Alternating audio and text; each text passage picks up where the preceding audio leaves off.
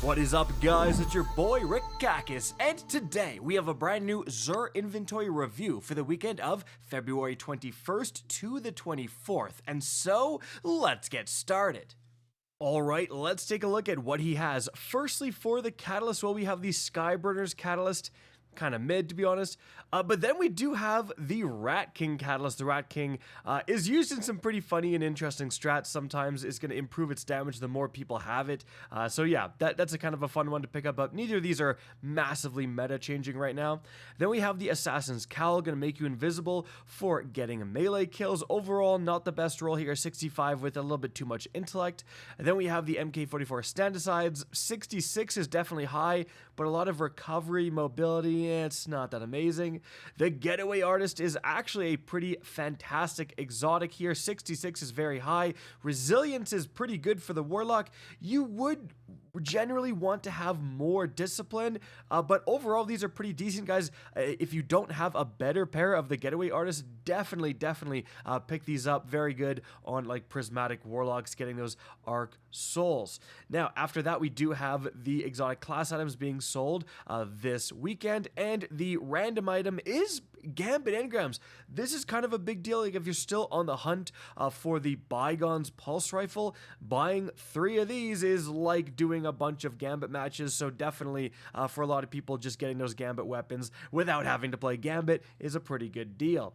Now, moving on from there, guys, as for the weaponry, they're selling it again, baby. The Queenbreaker is being sold once again. This is like the best overall DPS exotic right now. This is one of, if not the most meta exotics right now in Episode Heresy.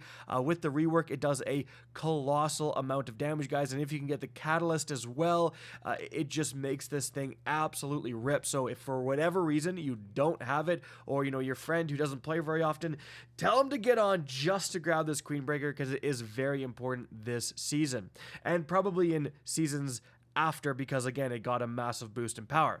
We've got the Wave Splitter, honestly a pretty fun weapon because Void is featured right now, but not super meta.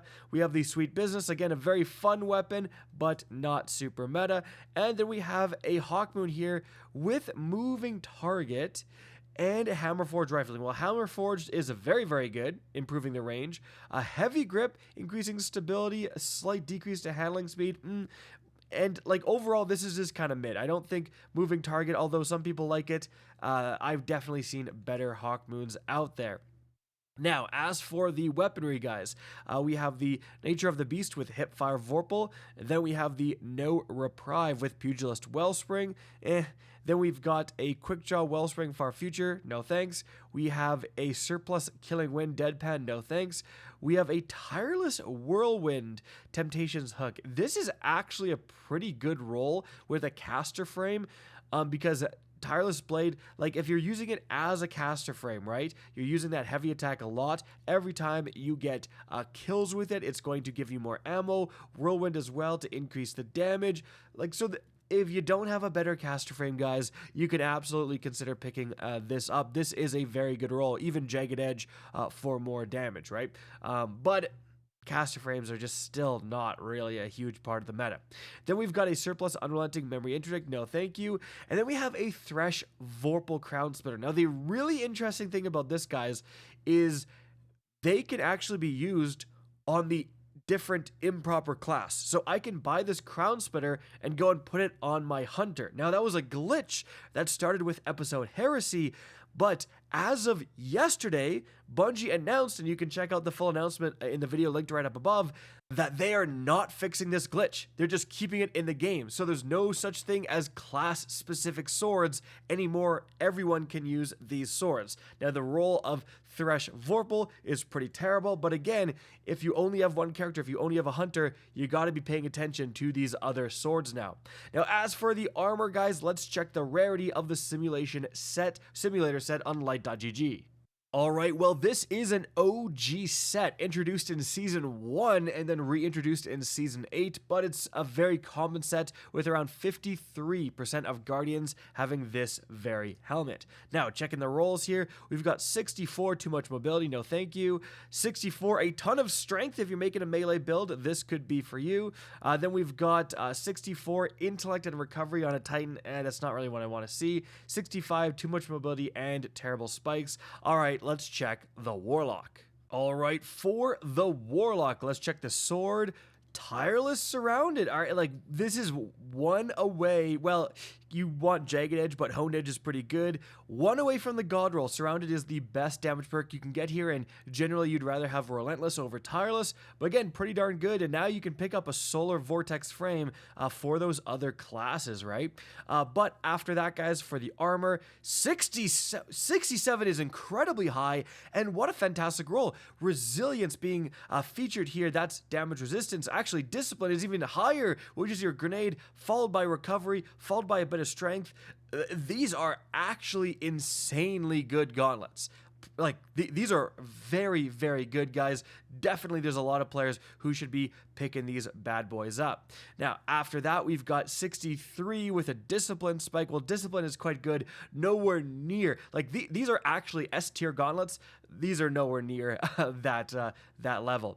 Then we've got 64, way too much mobility, no thank you. And then we have 64, too much intellect, no thank you. All right, now moving on from there to the Hunter.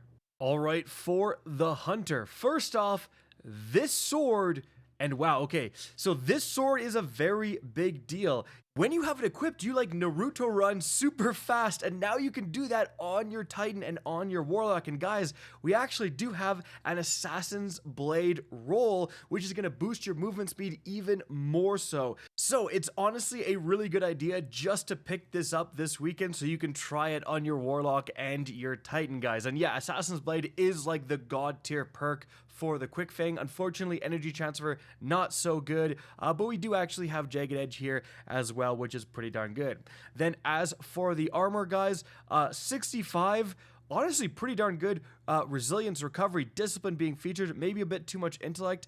Not quite as good as the Warlock gauntlets, but still pretty decent.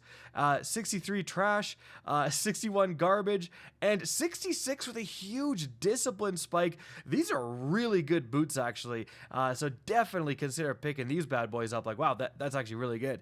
All right, guys, that is going to be it for the video. Hope you enjoyed and found this informative. If you did, please remember to help me out by simply rating and especially sharing this video. If you guys want to see more Destiny 2 content similar to this, don't be afraid to slap that subscribe button. If you want to get in touch with me and keep up to date with the latest channel activity, the best way is to follow me on Twitter at RickCacus. That is linked in the description down below. Again, I hope you enjoyed the video, and as always, have a good day.